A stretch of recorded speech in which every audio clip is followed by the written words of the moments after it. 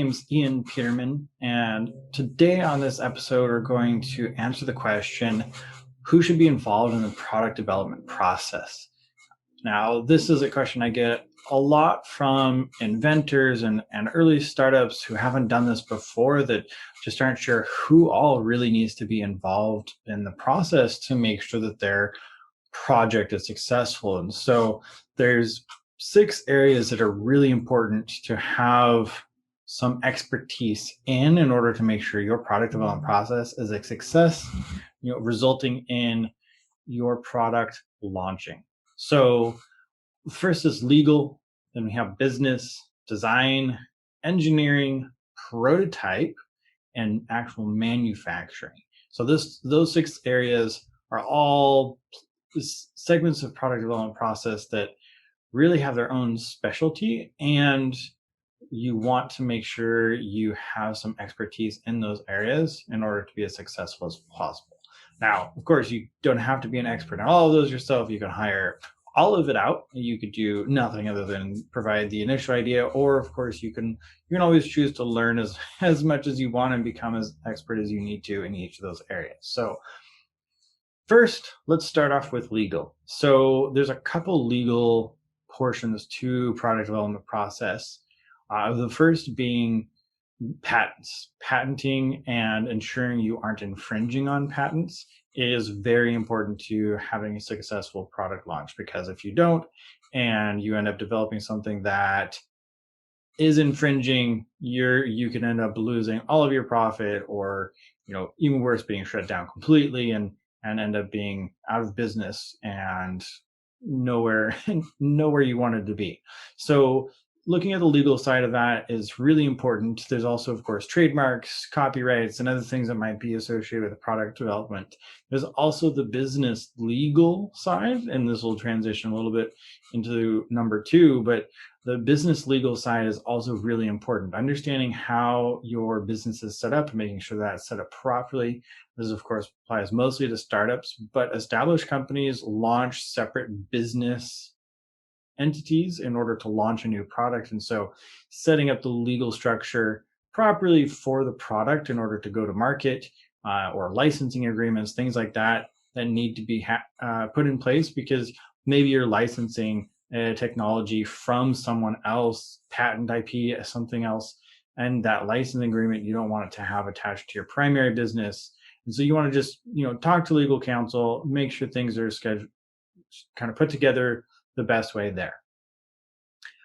For number 2, it's business. So we have a lot of things that go into the business, right? You have all the accounting, and we have the legal side of business, and you also have things like marketing, and you also want to look at, and this is something that I do inside of our feasibility studies, is the corporate structure and the team behind it. So yeah, you're launching a new product, but can the business handle that product launch? Do you have the support staff in place? Do you have a team that you can put together to manage it? Do you have management? Do you have, what are all the assets that you have together in your business, and do they have the bandwidth to accommodate the launch of this product and the product development process? So I also consider part of this business section financial.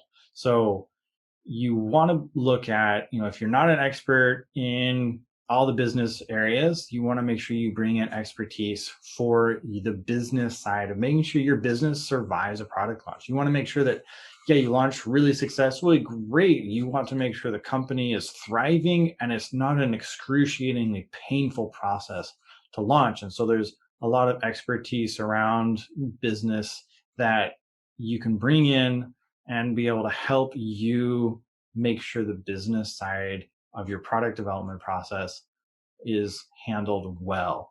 And of course, financial, having an accountant or CPA or anyone else that's involved in the financial side of things is also can be really beneficial in making sure that you're spending money wisely and everything's being done properly and to whatever tax codes that will apply to you.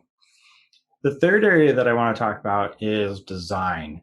So if you're an inventor, you've already come up with some design, you may have already prototyped it, it could be ready to review.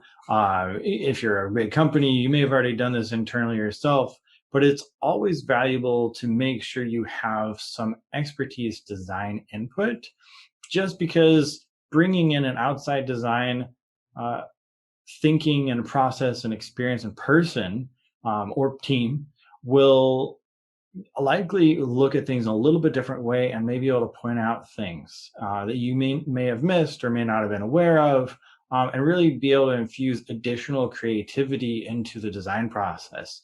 Now, you can, of course, if you designed it all and you're secure on the design, you know that it'll be good, it'll work. Marketing is going to be good for it. This is definitely the area that sometimes can be kind of completed by yourself, especially in the inventor, design it yourself type people. But again, it is always beneficial to bring in some outside design experience. The next area that I want to talk about is engineering. So even if you've designed it and it looks really great and you're really happy with it, engineering it and designing it for manufacturing, and looking at, what are the materials going to do, do we need any specialty information or something that has to do with structural safety. You want to make sure that you have someone review it. Now, not all products are going to need engineering.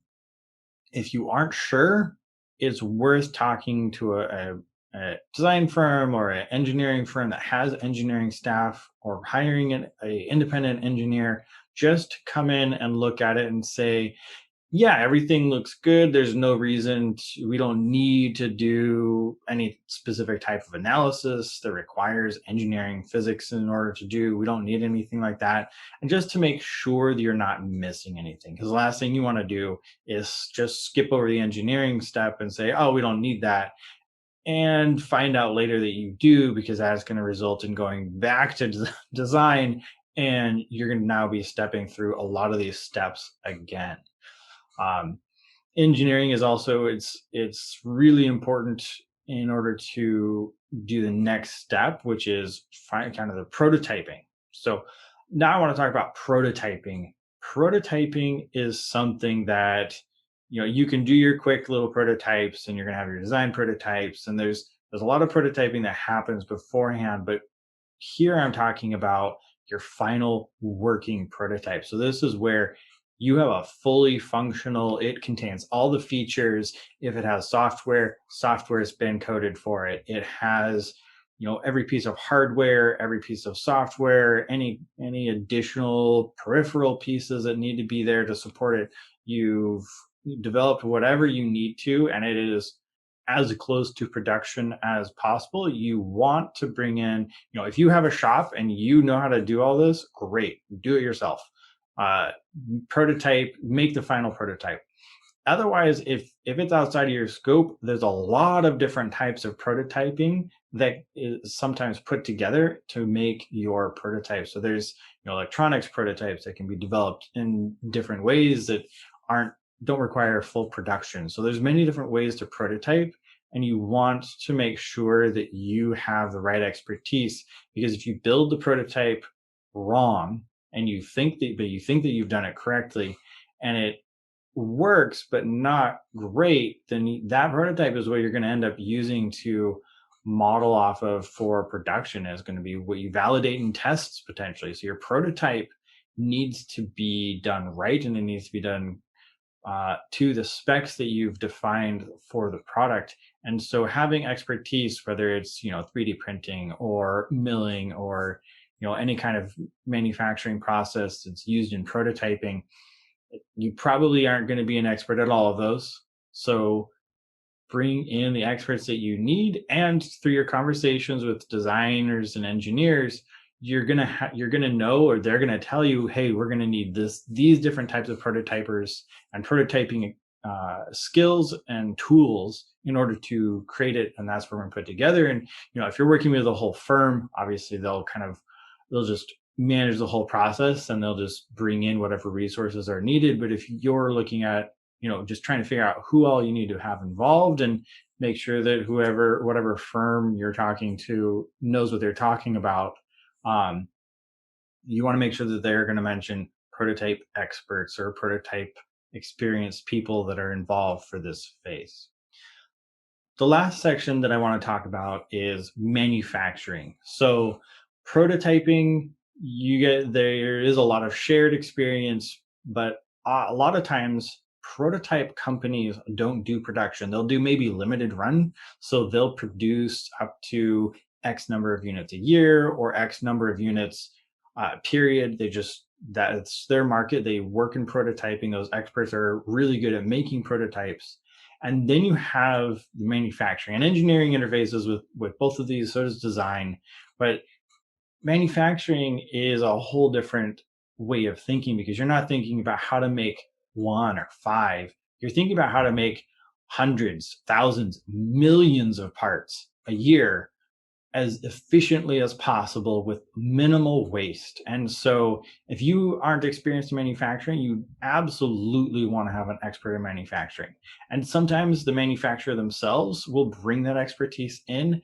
Sometimes you'll need to bring in additional expertise, either in an engineer, or product developer, or designer who understands a little more specific about your product, in order to ensure that through the design for manufacturing process, it doesn't lose what your initial intent is, and you're able to get the right manufacturing. And that requires a two-way conversation between design and engineering and the manufacturing side in order to ensure that, yes, your product is designed, it's great, it still works, and it's able to be mass produced. And so that's actually one of the most important pieces, because once you get to that point, if you skip that and you do really, really well and you sell 100,000 units, but your product isn't optimized for it, you can end up running a huge risk of not being able to deliver the product that you said you would.